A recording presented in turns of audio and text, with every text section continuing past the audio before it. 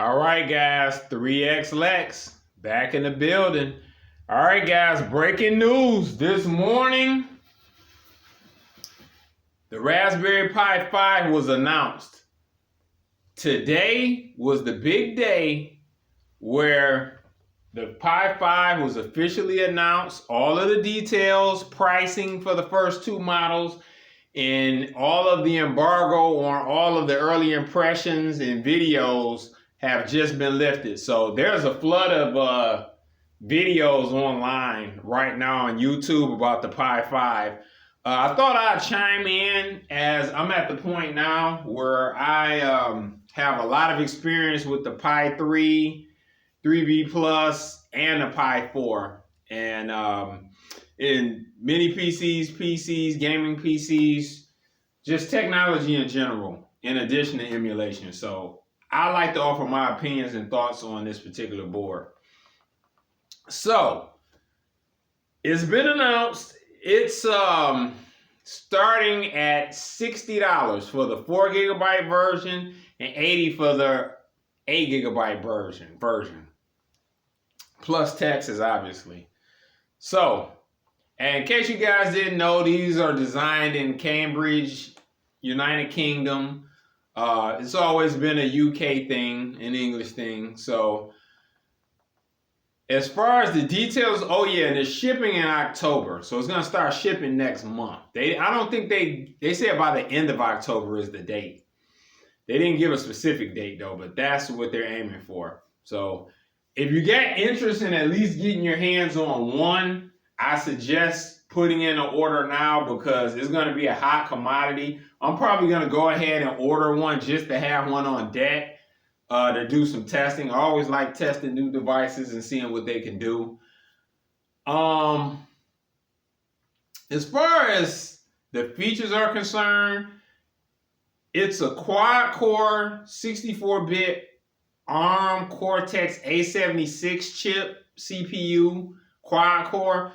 Now, I'm a little familiar with the performance of the A76. The A76 version of that Broadcom processor is pretty stout for what it is. It's a big improvement over the older A53s and 55s. The 55s were decent. The video core is the Video Core 7 GPU. It's supposed to be running at 800 megahertz. I'm not super familiar with that particular GPU core. I know it's a decent improvement over the older one though. And as you can see on the screen, these are the rest of the specs. Now, my thoughts on this is this. On the Pi 5 is this.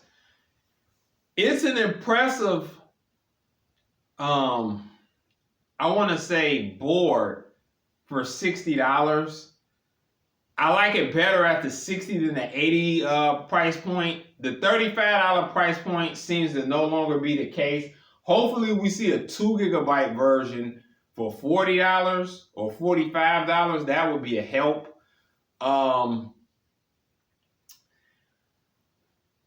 think, I'm going to be honest with you guys, I am disappointed somewhat in what I'm seeing.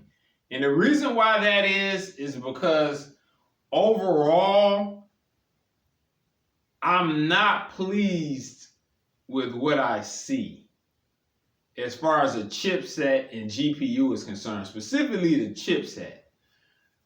The chipset is slightly disappointing. I would have expected to see a 6 or 8 core. Now I know we're, keeping the pricing down to a certain amount and everything, but this model is like almost double the price of the standard older model, at least before the price jump. I was expecting to see, and while it is faster for sure, it's boasting pretty much like a 2, possibly 2.5 times what a Pi 4 can do.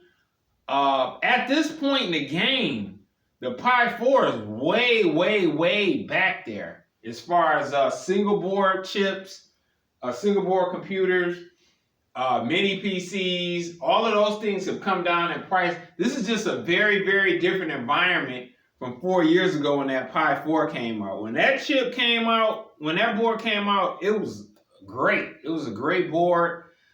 It could do a lot. You know, mini PCs were very, very expensive 4 years ago. Big PCs, I think we were still pretty much kind of in the car shortage, or the car shortage was starting to kick off. You know, it was just a different environment as far as PC and computing was at that time. It was kind of a revelation at that time. And it being $35 too, it was great.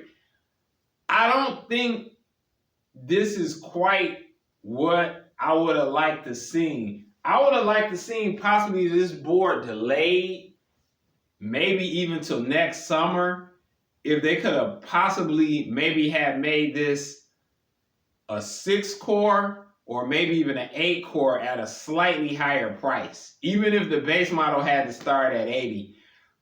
They're just, in my opinion, they're kind of behind sticking with the quad-core in this particular chipset that they've decided to go with. And to kind of confirm things, when I looked at this, I had my concerns.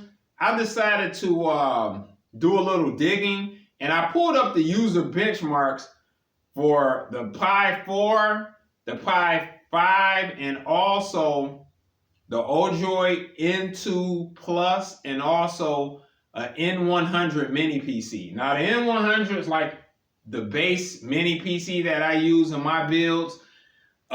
Great system, very powerful.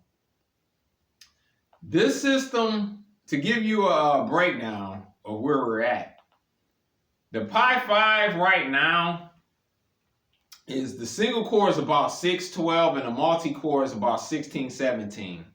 Now, the single core of the Pi 4 was 239 and the multi-core was 711. So it's more than twice the multi-core and nearly 3 times the single core. So it's a significant improvement.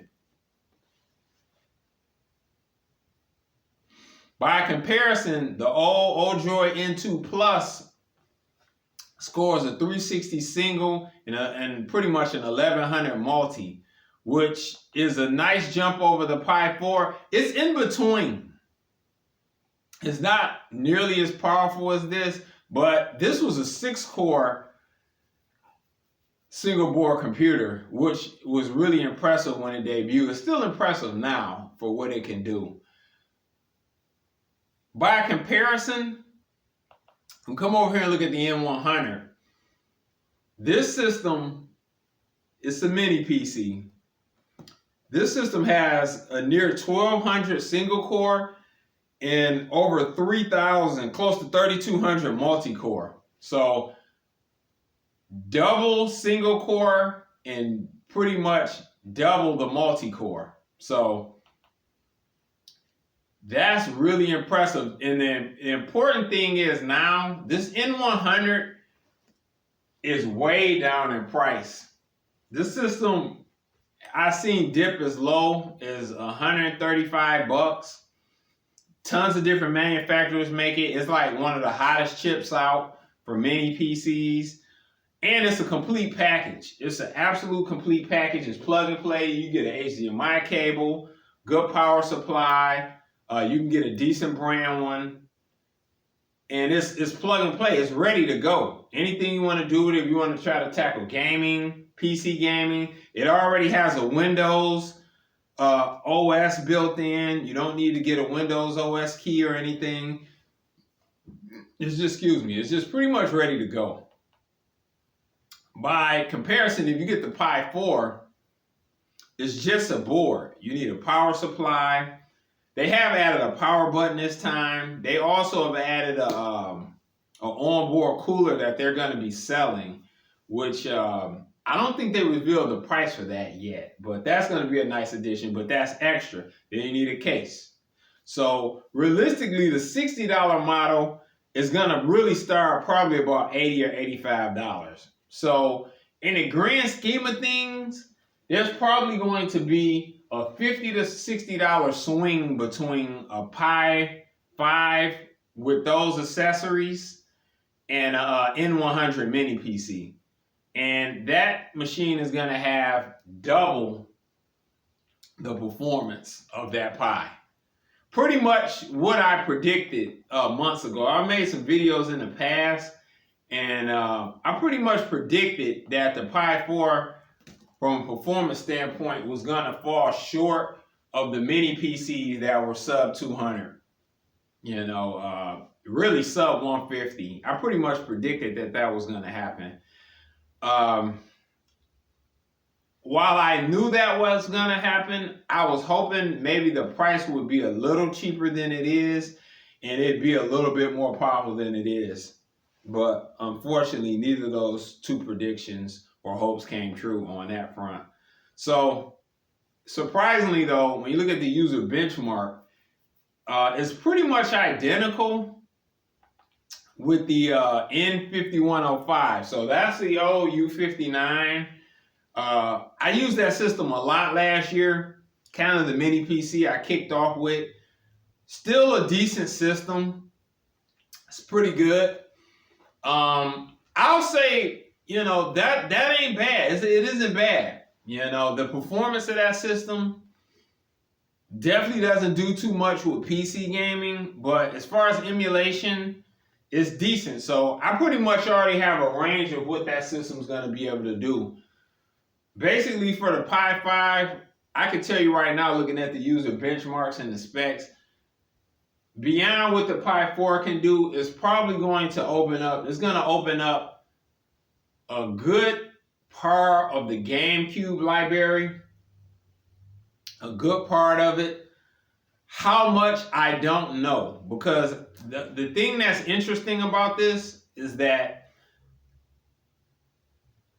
all of the GameCube builds I've tested have been on PC. So I know once you get above PSP, those platforms are definitely a lot more GPU dependent. So PS2, GameCube, Wii, I have a prediction a good amount of those games are going to work on the Pi 4. I, however, don't think 3DS will make it. I don't think 3DS will make it. Maybe some very lower power 3DS games might make it, but the bulk of 3DS games likely aren't going to work. Going back to that, it'd be interesting to see what the overclocking potential is. That's going to help somewhat, but that may help close the gap on some games, but I think it's still going to fall short of being able to play all 3 of those platforms at full speed. And anything beyond that is going to definitely be out. Possibly, I say it's a good chance Model 2, Model 3, and AM2 Sega Model 1, Model 2, and Model 3. I think those will probably work, especially on a nice overclock on that Pi 5. I'd say PS2, decent amount, less so PS2 games, because those take more power. Good amount of GameCube, good amount of Wii, less PS2 games, but still a pretty healthy amount. They still have to get everything optimized, and I don't see any like really decent images probably popping up for a few months. It'll probably be next year before we really start seeing what the board can really do. It definitely has potential. If they do come out with a cheaper 2 gig or even 1 gig model, that will be something to keep an eye on. That could possibly be a nice emulation platform, cheap. It does have a PCIe Express slot, so we'll see what the potential is of running an external GPU. That could possibly be a game changer, but I'm not holding my breath on that. That's pretty much a long shot of something like that happening, especially anytime soon. So I think overall, it's pretty much what I expected, just a little bit lower power. I thought they'd really go for a 6 or 8 core. But other than that, I don't know. It makes me think, when I go back and look at the specs of this thing, it really makes me think, They went with the quad-core A76. I know going with something like a quad-core A57, maybe not the A55, but the A57, and maybe going with like an octa-core version of that may have been superior to just going with 4 A76s. I think that 8-core setup with the slower processors, which were still an improvement over the Pi 4, could have possibly turned better results. I'm not quite sure why they went with the A76. Maybe to keep the size of the board as small as it is, because it likely would have had to be a slightly bigger board to go with the 8. I think they would have got better results going that way, though. The multi-core would have definitely been higher, and yeah, I think overall it would have been a better performing board, but I can't say for sure. I don't have it in front of me. I'm going to post another Pi 5 update. I want to do some more. These are just some early thoughts on it. I don't have the board. I'm just going over the specs and looking at what's been shown thus far, offering my opinion, looking at comparing benchmarks. I'm going to do a little research and find out if I can find a tablet or device with an A55 times 8 cores or A57 times 8 core to see how it performs, and then I'll update this video. But anyway, guys, these are my early impressions of the Pi 5, and hey, 3x Lex out. Peace.